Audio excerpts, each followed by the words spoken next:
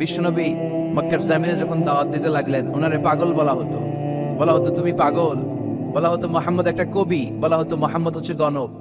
বিশ্বনবী যখন রুকু দিতেন, সিজদায় চলে যেতেন, ওটের পচা নারী ভুড়ি এনে বিশ্বনবীর কাঁধে ফেলে রাখা হতো। বিশ্বনবীর গলার মধ্যে রশি ধরে টান দেয়া হতো। কয়েকবার বিশ্বনবীর এই ঘাড়ের এই চামড়া ছিঁড়ে গিয়েছে, একবার চাদর টান দেওয়ার কারণে, আরেকবার রশি টান দেওয়ার কারণে। বিশ্বনবী কিছুই বলেন নাই, ক্ষমা করে দিয়েছেন। যেই মক্কার শত্রুরা বিশ্বনবীকে মক্কা থেকে বিতাড়িত করেছেন, এবং যেই রাতে উনি হিজরত করলেন, মাইগ্রেট করলেন, উনি কেঁদে কেঁদে বারবার মক্কার দিকে ফিরে তাকায়, আবার যায়, আবার ফিরে তাকায়, মাতৃভূমির মায়া ছাড়তে পারছেন না। আর বলছিলেন, মাক্কা তু আহাব্বুল বিলাদ ইলাইয়া, মক্কা আমার কাছে সবচেয়ে প্রিয় শহর।